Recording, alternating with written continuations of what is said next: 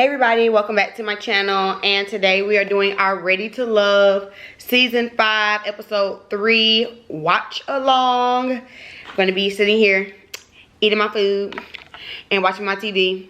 But before we get started, y'all make sure that you hit the subscribe button, you hit the like button, the notification bell, and you comment down below your thoughts on tonight's episode and if there is a couple that you think that will actually be able to make it, and we will go ahead and just jump on in.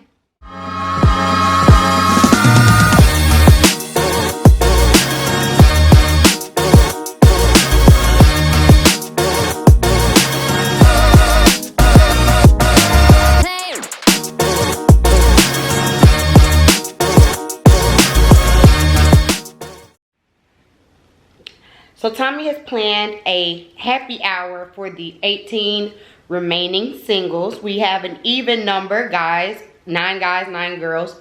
So you know what that means. Someone has to have the power. And this week it is the ladies. The ladies have the power to eliminate one person. Sorry, lipstick. So I was eating. But ladies have the power to eliminate one person. So we're just trying to get to know people. Carrington was talking to the girl with the braids. I don't remember her name right now. But he was talking to her and she felt like she was on an interview. Things were still kind of really surface. Tyrone, he reminds me of Tyler Perry. Like, to me, he just looks like Tyler Perry. But anyway, he is socially awkward. He's trying to mix and mingle with the girls. He seems like he made a good effort trying to talk to different women. But he's just kind of awkward and nerdy. We saw Courtney talking with, I don't remember the guy's name, but he was one of the guys that I really liked from last week. It starts with a C. What is his name? I don't remember. But she was talking to one of the guys, and she seemed to kind of be into him. I felt like she was a little bit more into him than he was to her. They talked about like what love languages, what was each other's love language. His is gifts, hers was physical touch. One of the ladies came right on out asking, okay, well, what's your credit score? I mean, hey, I guess I think that's more of a third, fourth date question, but you know, you do you, boo-boo. Go ahead and weed them on out. Then we see Sabrina and Corey sitting over to the side talking, and Corey he's just icky to me. He's just slimy to me. I'm sorry. He's trying to put on his game because he says he excels on one-on-one date situations. So they've sitting over there talking, and now he's trying to get her on like an individual date. She's like, how about we just sit and we just have a conversation with no expectations? And it's a turn off to her because it seems like, again, he's just trying to play a game. And he says that that's just how it's just, he's not here for love. And I've said that since I saw him on the casting special. He's not here for love. This is why he's single, because he feels like you can just treat all women the same and just tell them what they need to hear in order to go on a date. Well, once you get on the date, if y'all don't have anything in common, then what? Anyone can go on a date. It's not hard to get a date. You know, it's hard to get a second or third date. It's hard to get a partner. And it doesn't look like he's trying to get a partner. He's just trying to get a date. He's probably going to end up going home this week, in all honesty. So like I said, I want Corey to go home, but apparently he showed his softer side because Newman ended up getting a flat tire after the meet and greet after the happy hour, and he changed her tire. So she kind of softened up, and of course he invited her on a date because that's his thing. He wants to get you on a date. And they meet up at the park to go on a walk and like a little picnic thing for their date. And he feels like this is his element.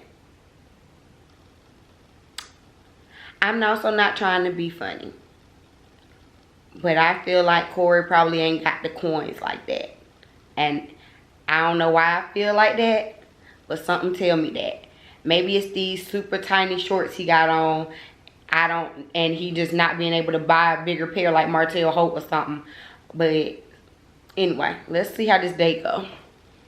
So we have a double date with Camille and Walter, and then Courtney and Cornelius. Cornelius was the name of the guy. And so Camille wanted to do this date because she wanted to see how Cornelius would interact with other women, because you know she done clung to him already. So we'll see how this double date goes. So on the double date, one of the questions was about spirituality or your religion. How are you? And so everyone says that they are, well, everyone except for Walter. Walter says he's spiritual. Everyone else says they're Christian. The women both talk about how they grew up in the church. Courtney talks about how she wants to pray over your man. Then the very next question is, well, how important is sex? Let's get straight to it. Courtney and Walter are on the same page, honey. We got to test it out before we marry it, okay? We got to try the milk before we buy the cow, okay? Meanwhile, Camille and Cornelius are like, I mean, I can wait or whatever. Courtney said that ain't gonna work for her, baby. You better pray. Just like she gonna pray over you, you better pray that you can get in between her before y'all get married, okay? Because she ain't marrying somebody that she ain't tested out the equipment for. What do y'all feel about it? Let me know down below in the comments. So Corey and Mumin are on their date, and he is just corny. That's it. That's the commentary. He's corny. Mumin says that, you know, the jokes aren't landing, but at least he seems to like trying to make her laugh, and they're having a good time, I guess. It seems like he tries too hard, and he's corny. I get that he was like very shy and nerdy growing up, and then he eventually, you know, became this workout gym rat, and so body wise women started like talking to him, but he is still very much so socially awkward, it's apparent. And she's gonna be the reason why he gets to stay another week. I don't want to see him. I'm over him. So Tyrone and Zadia go on a date, and they actually seem to have a meaningful date. They get into the real nitty gritty, not just like surface level. And Tyrone talks about how he has PTSD. He has been deployed a few times. He has been, you know, charged by the VA with PTSD to the point where he has been hospitalized thinking that he was having a heart attack. And she is like zen and kind of, I think she's like a life coach or something. So she was saying how she could help like him with some breathing techniques to work through it. And they just had a really meaningful conversation. It's still really early to tell if they're going to connect. So Tyrone doesn't want to like say it, you know, too early, but for sure they had a good first date.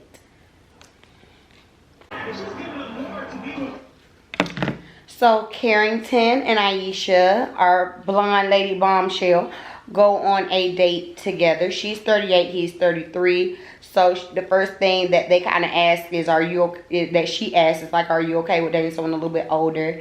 And he says, well, you're actually a little young for me. I normally date, you know, older women. So he like him a good cougar, honey. And so she was like, all right, well, let's get into some deeper questions. You know, asking like, what does he do? And he is what did he say? A party planner, an event planner. And this is a red flag for her because it's kind of like that nightlife thing, you know, and you're going to be around a whole bunch of women. And then on top of that, he goes to talk about how he's never actually had a relationship. He's only had situationships.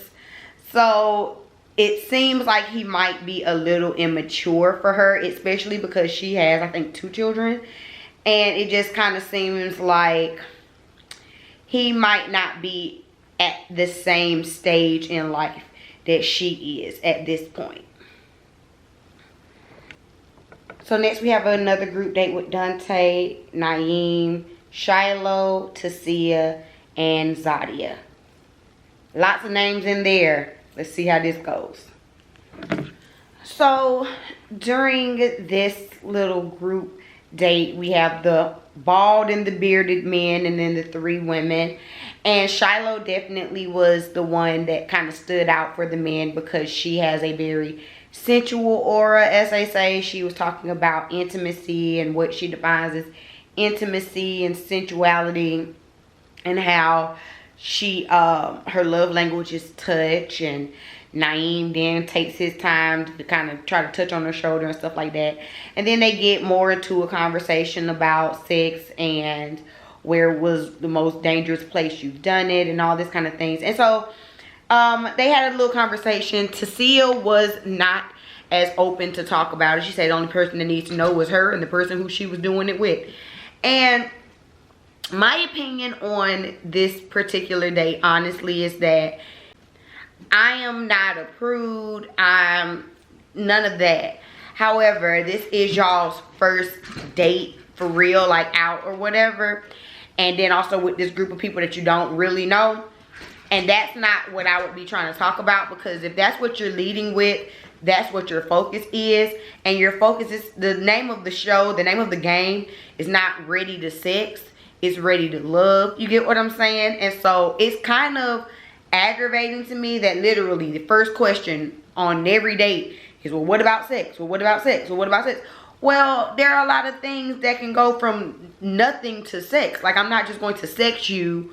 You get what I'm saying? Like, to me, it's a bit thirsty.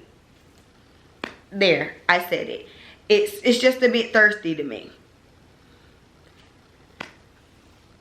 But let's see how the rest of the episode goes.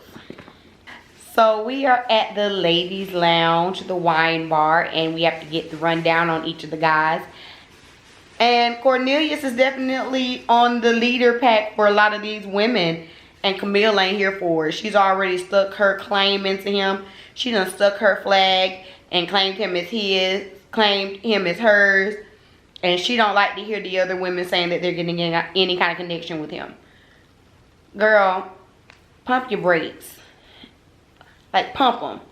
It's week 1. That might, like I said before, that might be the reason why she's been engaged so many times. Because you run in head first and you don't even know if you really like the guy or not. So a lot of the women were feeling Tyrone, which is who I call Tyler Perry. And Carrie and Tyrone were having a connection, but then he just randomly called her, and she said that he was cold, and he just said that he thought about it and they wouldn't be able to continue to build a connection.